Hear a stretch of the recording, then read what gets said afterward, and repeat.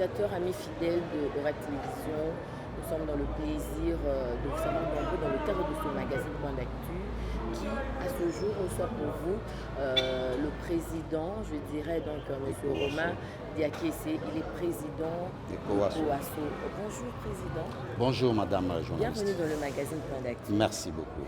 Bien, papa, déjà d'entrée de jeu de Coasso et Zani. Coasso signifie coordination des associations de soutien au gouverneur, Dr Guy Bandondungidi et son vice-gouverneur Grace Bilolo. Bien, est-ce qu'on peut connaître la vision justement de votre... La vision, d'abord, ce n'est pas un parti politique, c'est une plateforme, c'est une association sans but lucratif. C'est une plateforme qui regorge en son sein toutes les associations, donc les gens qui soutiennent les gouverneurs. Donc c'est une plateforme. Et c'est quoi votre vision exactement? Notre vision, c'est d'accompagner le gouverneur dans ses actions, c'est de vulgariser tout ce qu'il est en train de faire. Vous savez, le gouverneur a plusieurs actions, il a plusieurs choses à faire, mais il faut qu'il y ait aussi plusieurs champs derrière ce qui se fait au gouvernorat pour vulgariser ce qu'il est en train de faire. Les services qui sont attachés à lui n'accèdent pas vraiment dans les coins ou les recoins où vive la population. Raison pour laquelle nous avons pris l'option de créer ces mouvements pour gérer la population, même la population les plus reculées, pour vulgariser la vision du gouverneur. Eh bien, il faut dire que ces derniers temps, les nerfs sont un peu tendus au sein de la province centrale. Donc, comment entendez-vous faire exactement pour accompagner le gouverneur de province? Sinon, votre position par rapport à déjà ce soulèvement? Bon, notre position par rapport à ce qui se passe en province, d'abord, nous devons retenir une chose. Les années passées, il y avait des turbulences, des guerres, ainsi de suite. Mais depuis que le gouverneur Guy Bandou est à la tête de cette province, il y a la calmie. Parce que lui, il a amené un bon système, d'un bon parent. Il prône sur la cohésion provinciale. Raison pour laquelle, lorsque vous regardez même les gens qui sont autour de nous, les gens qui étaient de gauche, de droite, qui ne se parlaient pas, mais aujourd'hui, maintenant, on est tous ensemble. Grâce à cette politique que le gouverneur nous a amenée, la cohésion provinciale. Et c'est ça qui a même... qui a fait taire les bruits qui étaient de gauche à droite, des guerres, et ainsi de suite. Notre province est devenue une oasis de paix, en quelque sorte. Mais, tel que vous venez de poser la question, il y a un problème qui s'est créé ce jour, qui a donné un ouf à certaines personnes qui sont des profiteurs. C'est la question orale qui a été adressée au gouverneur par un député. Alors, le gouverneur, c'est quelqu'un qui respecte les lois du pays. Il a trouvé que dans cette façon de faire, il y avait une vice de procédure. Mais il a quand même manifesté sa volonté de venir à l'hémicycle, présenter ses arguments et plaire aux députés, leur éclaircir de tout ce qu'ils avaient comme flou. Mais seulement il y avait vice de procédure. C'est comme ça qu'il a demandé à ce qu'il puisse reformuler. Et puis, lui, il est prêt à descendre pour faire. Mais ce qui a tourné mal, c'est quoi?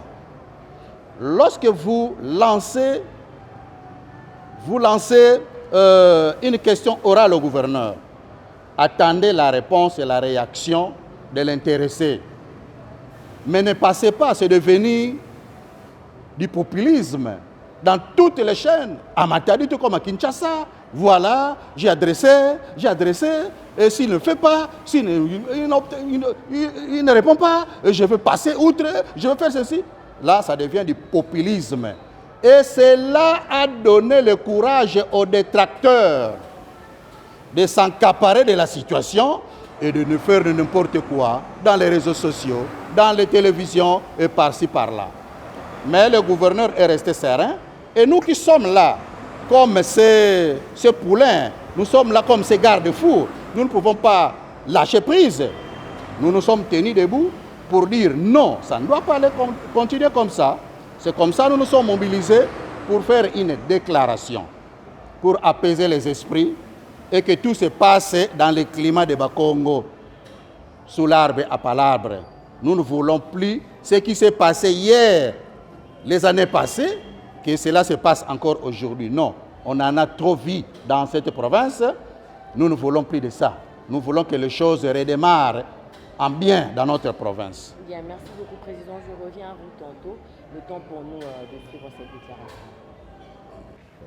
République démocratique du Congo, province du Congo central, COASO GB, coordination des associations de soutien à son Excellence, Monsieur le gouverneur Dr Guy Bandou Ndungidi et son vice-gouverneur Grace Bilolo. Déclaration. Nous, membres de la COASO, avions appris par les médias, réseaux sociaux et autres l'acharnement contre la personne de son Excellence, Monsieur le gouverneur de la province du Congo central, Dr Guy Bandou Ndungidi, suite à la question orale avec débat lui adressé par l'honorable Guilain Panzou Tsassa. Nous rappelons à l'opinion nationale et internationale, plus particulièrement aux habitants du Congo central, les irrégularités qui entachent cette question orale, selon le règlement d'ordre intérieur de l'Assemblée provinciale du Congo central, à son article 144, alinéa 3, qui stipule, nous citons, lorsque la question orale ou écrite porte sur la politique générale du gouvernement, il est adressé au gouverneur des provinces. Fin de citation. Nous faisons remarquer à l'opinion, comme il ne s'agit pas de la politique générale du gouvernement, cette initiative reflète une mauvaise foi dans sa dimension. Toutefois, Son Excellence, Monsieur le gouverneur de province, a marqué son accord de répondre à l'invitation pour présenter ses moyens de défense à l'hémicycle, raison pour laquelle il demande en premier lieu à l'initiateur de la dite question orale de bien vouloir la reformuler en se conformant au règlement d'ordre intérieur de l'Assemblée provinciale du Congo central, ainsi qu'aux articles 100 et 138 de la Constitution, 39 de la loi numéro 08/012 portant principes fondamentaux relatifs à la libre administration des provinces, tels que modifiés et complétés à ce jour, ainsi que 141 et 142 du règlement d'ordre intérieur de l'Assemblée provinciale. La démarche choisie par l'honorable, l'initiateur de la question orale, en refusant sa reformulation, malgré la volonté de son Excellence, Monsieur le gouverneur, de présenter ses moyens de défense, prouve à suffisance que les détracteurs de la province du Congo central n'ont pas encore lâché prise.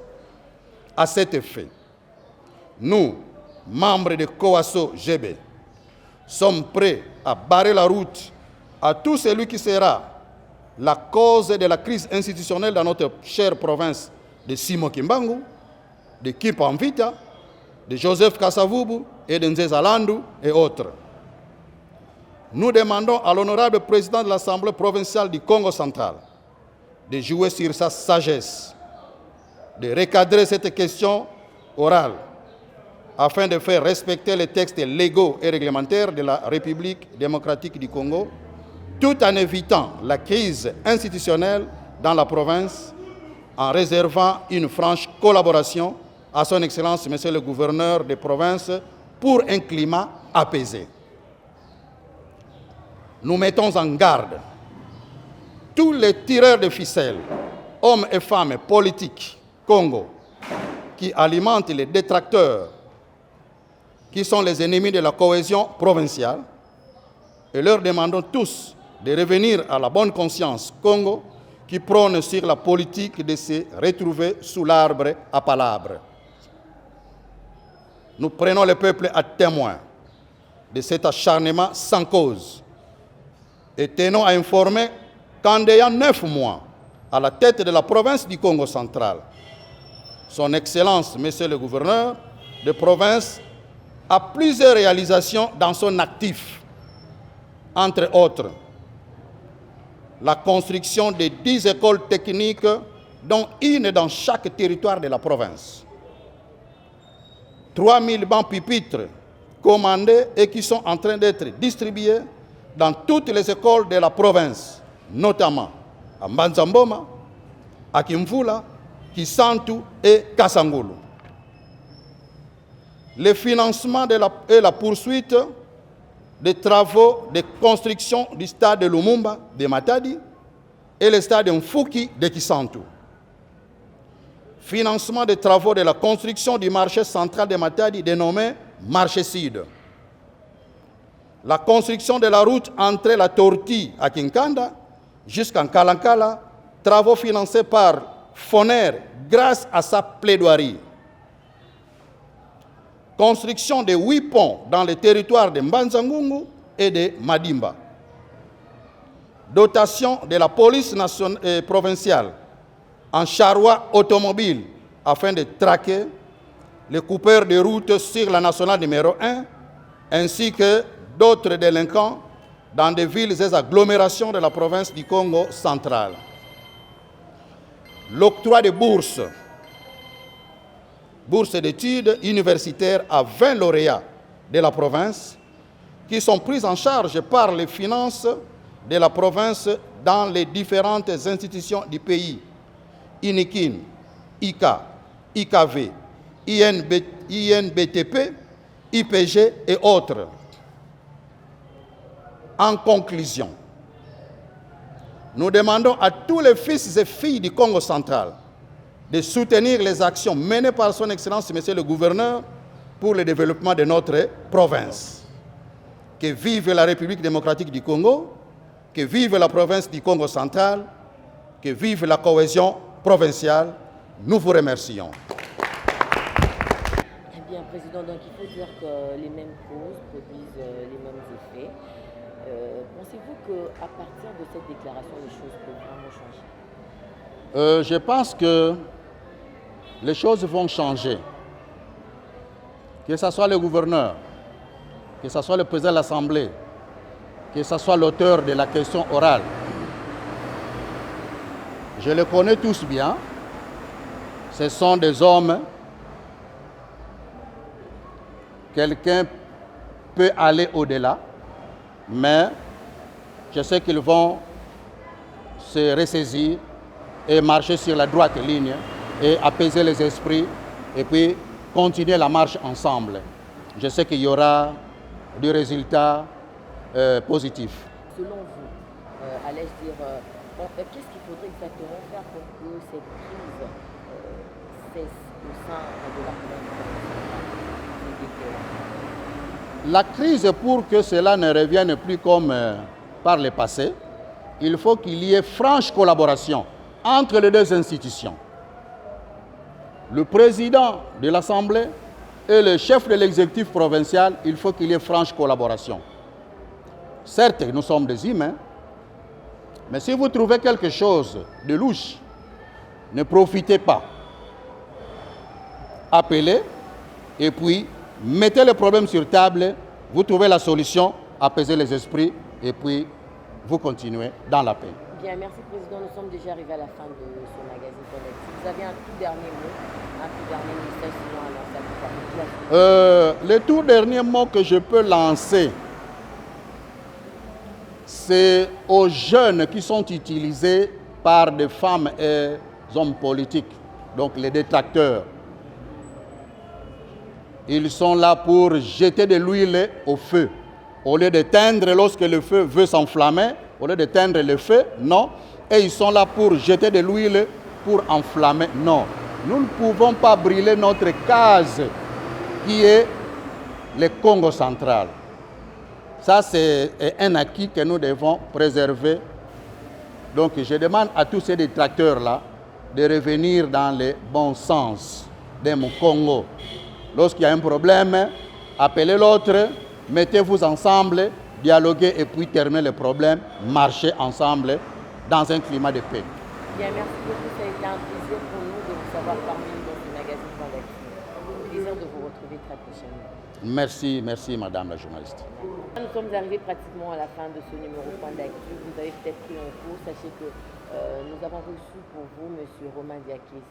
Il est le président de COASO GB Congo Central. Alors d'ici là, pensez-vous bien, excellence de programme sur nos antennes. Au revoir.